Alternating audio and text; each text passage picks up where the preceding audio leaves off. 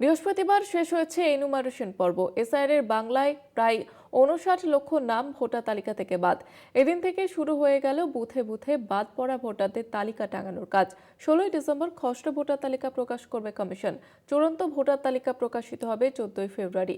চূড়ান্ত ভোটার তালিকা প্রকাশের পরেই বাংলায় বিধানসভা ভোট ঘোষণা।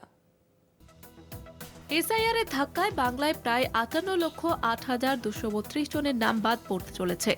এই পরিসংখ্যানে সামান্য হলেও বদল হতে পারে বলে মনে করছে নির্বাচন কমিশন। খসড়া ভোটার তালিকা প্রকাশিত হবে আগামী ১৬ই ডিসেম্বর। এসআইআর এর কোপে রাজ্যে বাদ ৫৮,০৮,২৩২ জনের নাম। মৃত ভোটার ২৪,১৮,৬৯৯ জন। নিখোঁজ ভোটারের সংখ্যা ১২,০১,৪৬২ জন। স্থানান্তরিত ভোটারের সংখ্যা ১৯,৯৩,০৮৭ জন। ডুপ্লিকেট ভোটার ১,৩৭,৪৭৫ জন। অন্যান্য কারণে বাদের সংখ্যা ৫৭,৫০৯ জন। প্রয়োজনী ম্যাপিং বা বাবা মায়ের নামের সাহায্য নিয়ে নিজেদের ফর্ম ম্যাপিং করিয়েছেন তাদের হার ৫০.18%। ১৪ বছর পর কলকাতায় পা রাখলেন মেসি। মধ্যরাতে বিমানবন্দরে যে ছবি দেখা গেল, উপচে পড়া ভিড়। জয়ধ্বনিতে মেসিকে স্বাগত। আজ দিনভর ঠাসা কর্মসূচি রয়েছেন। আমাদের যুগ্ম সম্পাদক গৌতম ভট্টাচার্য রয়েছেন আমাদের সঙ্গে টেলিফোন লাইনে। গৌতম দা, শহর জুড়ে উন্মাদনা তুঙ্গে একেবারে। এই ঠিক কি কি কর্মসূচি রয়েছে আজ দিনভর? প্রচুর কর্মসূচি রয়েছে, কিন্তু কালকে আমরা যেটা দেখলাম সেটা অভূতপূর্ব। কলকাতায় কোনো ফুটবলারকে ঘিরে, কোনো স্পোর্টসম্যানকে ঘিরে এই ধরনের ঘটনা ঘটেছে কিনা সন্দেহ। হয়তো ৭৭-এ যখন পেলে এসেছিলেন সেটা দেখা গিয়েছিল। এখানে পেলের সময় তো ভিডিও ক্যামেরা ছিল না, এত ছবি তোলার চল ছিল না। যা হলো, এয়ারপোর্ট ঘিরে পেছনের দরজা দিয়ে বের করা হলো। এর হোটেলে থাকবেন, সেখানে সেখানে লোক এলো, সেখানে রাত্রি ৪টে অব্দি লোক বাইরে দাঁড়িয়ে থাকতো কখন মেসি ঢুকবেন। সেখানেও পিছনের গেট দিয়ে তাকে ঢুকিয়ে দেওয়া হলো। তো কেউ কোনো অ্যাক্সেসই পেল না মেসির ছবি তোলার।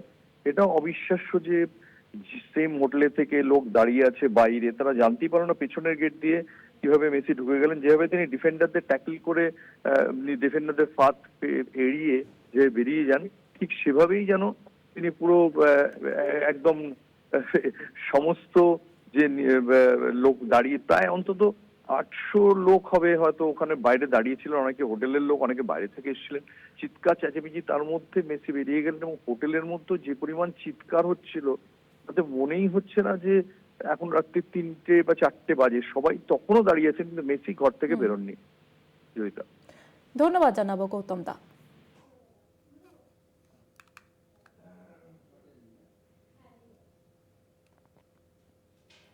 इतना स्पॉन्सर्स कभी इंडियन फुटबॉल में आया नहीं।